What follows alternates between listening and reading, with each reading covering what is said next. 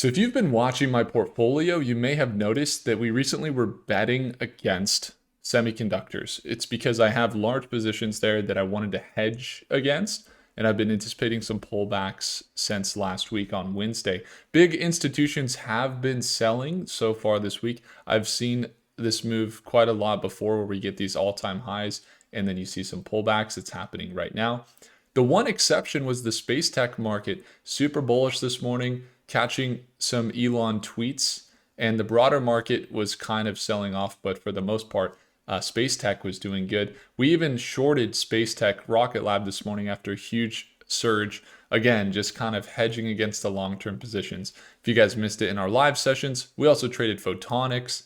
Overall, we made some money and then we jumped into photonics. We took a small loss there as well. But it was an active morning and we've got some strong positions we're monitoring now.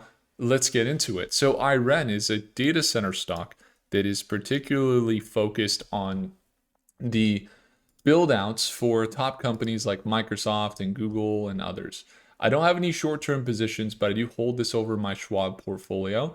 And here's a look at what we're kind of seeing in the long term. So in the long term, kind of bouncing that 200-day moving average, seeing a pullback from $65 down to about $48 is pretty extensive because now they're down to this previous resistance level, which most likely will act as a support if they continue the trend and the macro does good. But if the macro does not do good, Nvidia's got earnings on Wednesday, maybe that momentum doesn't kick in. Then you get that break in pattern. Then you're looking at sell downs into 40 or even less, which would be about a 20% sell down. But that's actually what I was kind of anticipating, unless we see the macro, meaning the large scale conversations around the Iran war improve, or we start to see a big surge in allocation into AI rapidly, which oftentimes does happen. That's what we saw back here when it pulled back in this trend.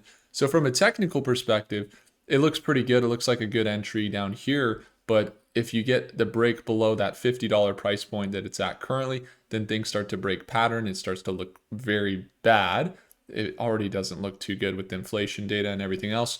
But let's think about this. The rally still continues. Let's see how it goes because the financials have been improving big time. This would be the bullish trend, about a 30% increase, that this would be a bounce potentially, a 35 to 40% increase on IREN. IREN is a data center company specializing in building out for, again, Microsoft and Google and many others. They got a $3 billion note. They also, while they've sank recently, they've had a big surge annually in their revenue.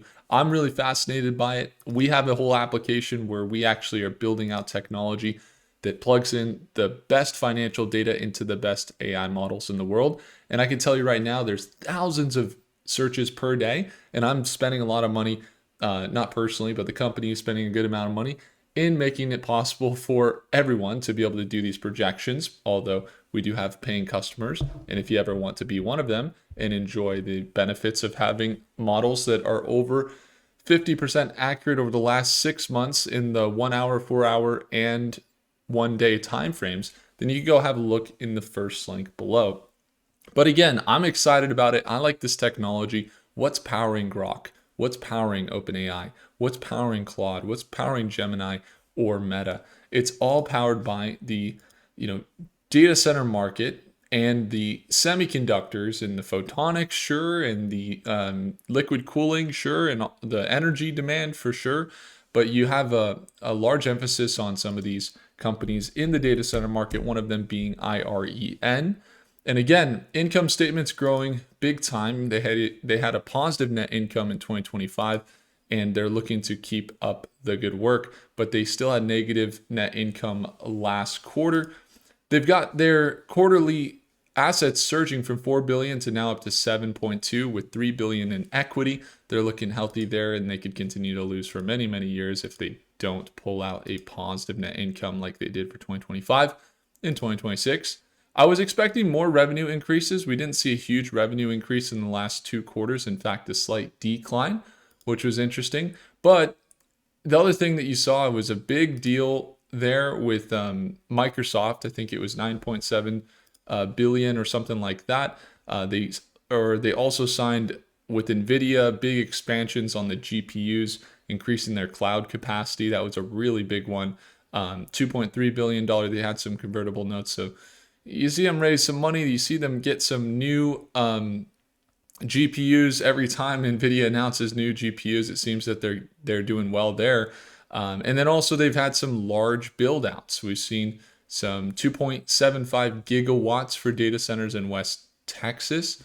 Just from a market cap perspective, we did the math a while back in the markets right now, and we were seeing about, for every 100 megawatts, we were seeing about $2.5 billion in contracted revenue, which if you were to multiply, 100, or you get 27 basically megawatts in this 2.7 gigawatts. And you can multiply that by, 2.5. You're looking at potentially about 50 billion in pipeline for their data center contracted revenue potential here in the next few years. And then they've also had some good deals. I mean, we're going back to 2024. You can see 2025 as well was pretty good. But once again, just to kind of clarify as well that their financials have been improving. While that's all great, they pulled down recently. They're seeing that bearish momentum. And then the other idea that, I had with IREN, I remember when I was first discovering even semiconductors years and years ago, that the important thing is that they're a company that is heavily relied on by top tech companies, and that you have an interest in, that you use the underlying technology that's driven in their market. So, the financials look good. You see them ramp up year over year, 167% annual growth rates on their revenue and their net income, 400% year over year growth. But when you're looking at the key to what I believe is the value to the marketplace that they're seeing, and again, like assets jumping big time over the past year as well. Their cash and short term went up 1,100%. Okay, so they're seeing big surges there. The big thing is that they are seeing real world usage, which they are. And so with the real world usage and the financials working together, it looks pretty good. It looks pretty good. So that's something to consider, that recent pullback here. They do trade at a premium like most data center stocks, and things could get rocky if you're not okay with the risk appetite. Get ready as potentially, if they get that break there is 20-40% potential sell downs if they don't hold above that $50 price point. Now, anybody that's in that long term, this is just another walk in the park in the data center market, as you see these pullbacks quite often. And then anybody that's just getting started looking at the data center markets, the long term game looks very, very promising. Even in the medium term, like 18 months, looks really good. But in the short term, you have that volatility with an opportunity to potentially trade that. I actually, we're just working with the tens of thousands of dollars in some trades with IREN, and particularly in IREX, so the 2X, we even got a little fancy. But what we'd like to do, again, is kind of like play these trends. When we get more of a movement, the macro looks good, everything's in favor, we like to trade it. And then I just hold it long term. I don't do anything with the company other than just hold it long term, because I think it's a nice game to play. Their current market cap is at 18 billion. And if, again, we went over their potentially future contracted pipeline of revenue of around 50 billion, then, we're looking at, potentially, if they're pricing in like other companies, a market cap of 25 billion is pretty standard. I know APLD was trading around half the market cap of that contracted revenue with similar and comparable financials. So if they get up to those $25 billion market cap levels, you're really talking about almost really you're looking at a 50% increase. So some projections, especially from our AI models here into the next year, project that they are going to be over 50% year over year. In fact, some models like Grok are as bullish as 95% into the next year, up to $97 from their current prices of just 49. So when they peaked out in May, beginning of May 8th, and they've now sold down to mid-May into these levels, you do look for that potential swing into, late May up into those $65 ranges, the 20 to 30%. But ultimately watching that support level and just, realizing that they are selling down, no sign of a reversal just yet, is something to consider. Because if you get that break, the trend starts to change. You start to see potentially more macro bearish in the economy. But even in the downtrend, there is some potential there for the swing, even in the downtrend, for a slight recovery. So that might be what we're watching towards the end of today to see if that bounce takes place up into those $50.51 or $51 in the short term. So that's really how it looks. But again, really great market financially. Real world usage is there. Just seeing some pullbacks today in the data center market, which is quite expected and not even really conservative, just pretty normal as these stocks have been rallying tremendously recently.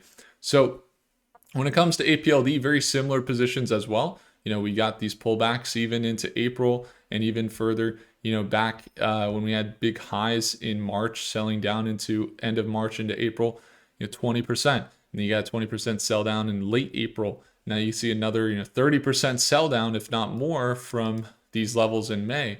We already got about a 30% sell down there from the peak out back on May. So, if the trend stays consistent and the new Fed chair doesn't shake too many people and everything, I personally think that we are looking at a potentially larger pullback, but we'll just see how it holds around this $50 level. If I earned your thumbs up, hit the like button. Do consider subscribing if you get value from the principles we share on the channel.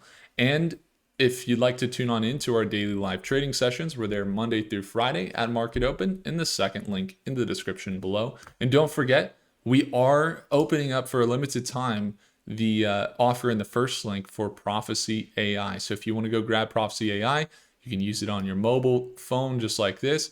You can see the latest and get the projections and see the insider trading, what's going on with the latest models in the markets in projections for the next hour, the next year, the next 6 months, whatever you're looking to see the projections on, you can get it with the latest models and the latest data and speed up your decision making for your investing and trading. Appreciate you all, and I'll see you in the next video. Take care.